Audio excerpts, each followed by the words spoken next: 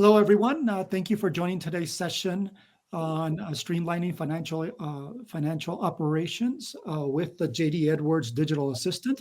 My name is Manuel Nera, Vice President of AI and Products at ERP Suites, and I'm joined by Michael Everingham, one of our top financial consultants with JD Edwards. So thanks for joining as well, Michael. Um, we're going to jump right into it because I know we have a packed day today. So we're starting day 2 of AI Week. Yesterday started off with a bang with a couple of keynotes, many sessions, and we're hitting second day here. So today's presentation is focused around talking about the digital assistant, capabilities of AI, and how, and specifically within the financial sector, it can drive value, it can provide insights, it can be an intern, as well, like one of my colleagues, Mo at ERP Suites likes to call AI, to help us out with our daily tasks and routine tasks, periodic tasks in the financial space. So with that, I will advance.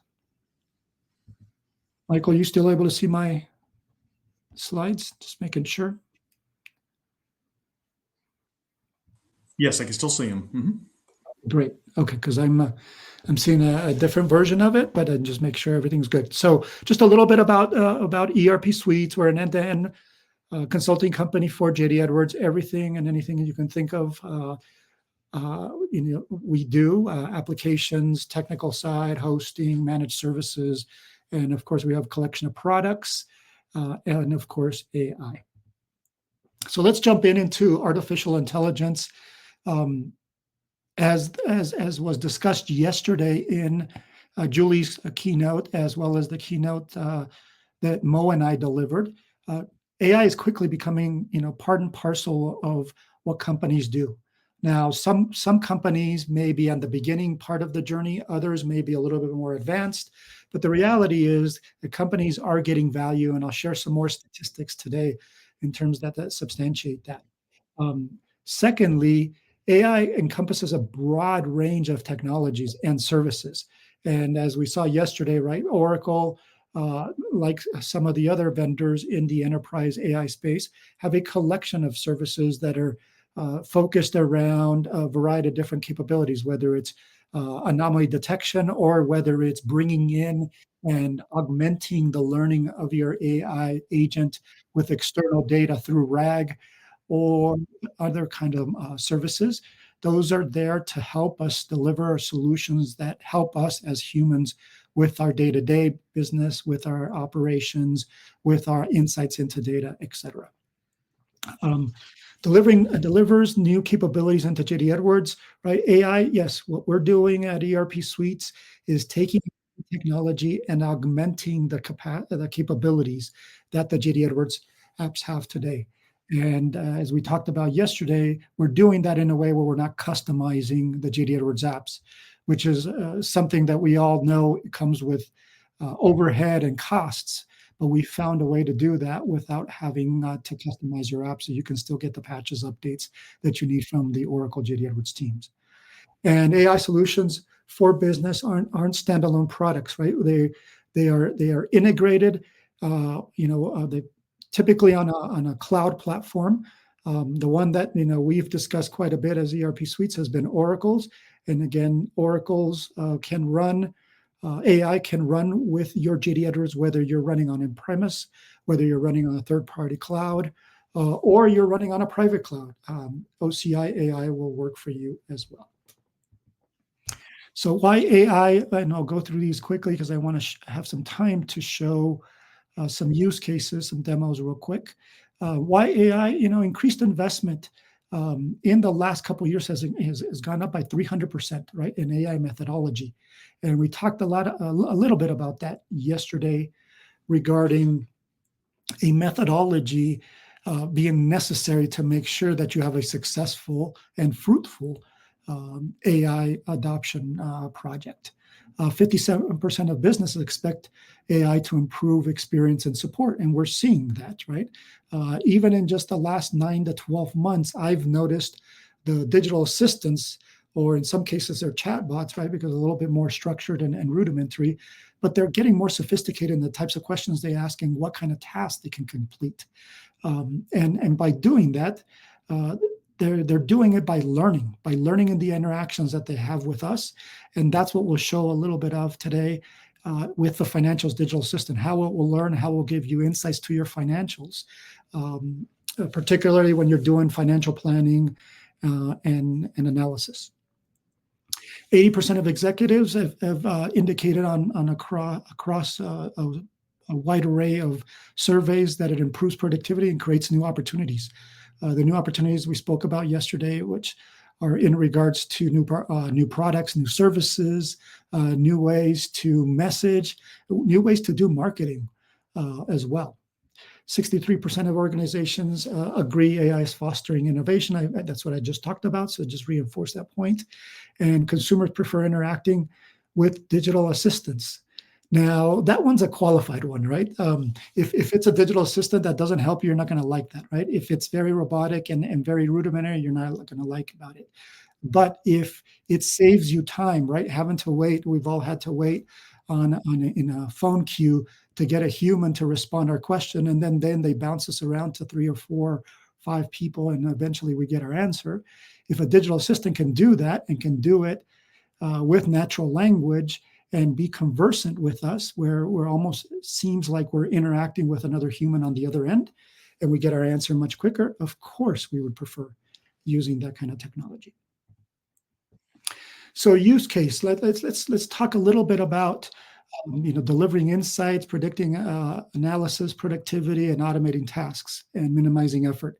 And this is a broad kind of swath of objectives that we've put out here, but it's applicable to what we'll be discussing today in terms of the financial sector, right? Being able to drive better outcomes, right? Being able to do that analysis into the financial data and being able to get insights as to why a quarter was subpar, or if you're seeing seasonalities that maybe have developed in the last couple of years, but really haven't, proactively managed that. Now you're seeing a slowdown in sales. It could be something that, you can get in JD Edwards, or maybe you need a little bit more fidelity and be able to do that more frequently. Well, a digital assistant will be able to help you with that, be able to bring that data out of the JD Edwards database, and we'll show you a couple of examples here in a few minutes. The AI agent works 365 days a year, right? It's always up, minus any maintenance windows that we all know are part and parcel of technologies. Automating insights, analysis, reporting. The real interesting thing here is interacting, whether it's a digital assistant or other AI services, where you can talk to it like you would just talk to, or maybe I would talk to Michael and ask Michael, I need your help with pulling this data out of JD Edwards. And Michael then, has to do some work. He can either run a report, or he can figure out, well, this is a particular query.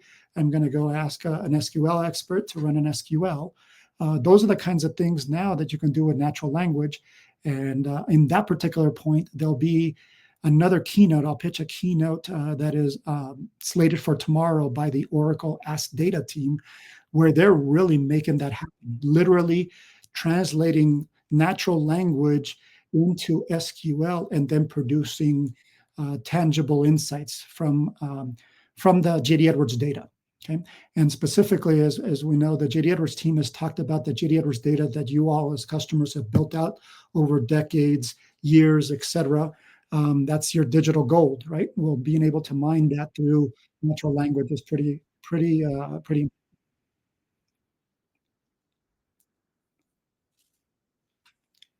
Sorry, question? Okay. So serverless financial information integrated with JD Edwards apps, the digital assistant, right? And we'll talk a little bit about how that's integrated, and we'll demonstrate its capabilities, at least a few of them, with the time we have this morning. So I'd like to introduce Franklin. Some of you may have been some sessions yesterday where you've already been introduced. Franklin is our branding for our JD Edwards digital assistants, and we've built them for manufacturing. We've built them for sales. We built them for other areas. Today we'll be focusing on the one for the Franklin for sales. and it can perform tasks. It can create insights. It could analyze things for you. It simplifies querying data as well, grabbing financial data from JD Edwards, but it's more than just pulling data, right? And finding something in the FO902 or in the FO911, right? The general ledger, and aggregating. It can also slice and dice the data and perform mathematical operations over it before it returns what you're looking for. And it's an agent that will be learning as it interacts with you on a continued basis. Enhanced decision making is what you'll get out of, right? And reduced manual efforts by integrating machine language, Oracle machine language. That's what OML is, and generative AI, right? So there's a lot being discussed today about generative AI. It seems like everything is being labeled generative AI, and it's important to know that really when you're creating something new, or the AI functionality is creating something new, a new insight. And something that is just not necessarily in there and displaying, said something new. That's what generative AI is, right? And then you'll see some examples here today. So Franklin, I'm going to go ahead and run a demo here, and I'm going to stop it in the spirit of time. I'll show a couple examples, and I'll start the video here. I have things queued up, so we'll get this going and we'll move it up to a particular point. So what I'm going to set up now is total amount in the ledger we'll start off with the very simple question. What's the amount of the ledger in company 10, right? We'll ask it. So make sure I queue it up here in the right spot. And you can see on the right-hand side, and hopefully you guys can see that. Oh, geez. Sorry, guys. Let me go back. To requeue that up.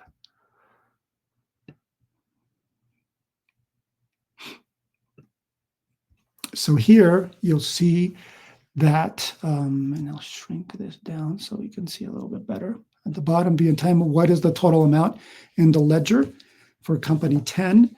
And what it will produce here in a moment, it will acknowledge what you asked it, and it will come back and say, okay, it's 0. And you say, well, what's 0? Well, it's important to know that what it's pulling. It's pulling, the trial balance, basically. The overall balance. So it's basically by asking, okay, what is the question that I asked? It's basically asking it, okay, I want to find out if everything's in balance, and sure enough, it is, right? So it confirms that. So let's go with another one that's a little bit more interesting and show income now. So have it show income. I'm going to fast forward here a few steps. And then you'll see show income by fiscal year where ledger type is AA. Okay. So we'll go ahead and advance that.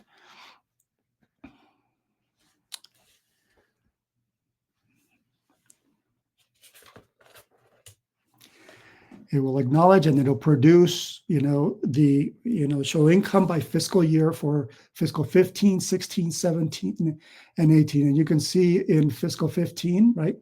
Not a whole lot of income. Probably company wasn't doing well. Who knows? It may have been a startup. So let's see where that takes us. Let's grab some more information. The next example that I have is for fiscal 15. Let's dig in deeper on that fiscal year. Let's see if we could get a little bit more insights and understand why that negative happened. So let's show fiscal year 15, quarter 1, quarter 2, quarter 3, and quarter 4 income. Okay, so I'll skip to that section. Again, I'm scrolling through this so that we can make the most of the time that we have. And we're going to try to get some introspection on that fiscal year and see if we can get some more insights as to what might have happened, and see if there are any seasonalities maybe that are impacting us, and so forth. So we're going to get the amount of net sales by fiscal year. It breaks it down. You can see the negative amounts there too, but that's again how sales is displayed in JD Edwards. 2015, again, we looked at it and not a whole lot. of revenue there, but then we're seeing that there's growth, right? So maybe, some of our suspicions, maybe this is a startup year, maybe just sales was, wasn't good in that year, but you're seeing trends here. So a lot of the things here, and since we're short on time, I'm gonna skip to our next slides. Well, hopefully this gives you a taste of the things that you can acquire. There's a lot more things that you can ask for. You can ask for profitability. You can ask for internal R&D numbers. It can handle machine ledgers as well.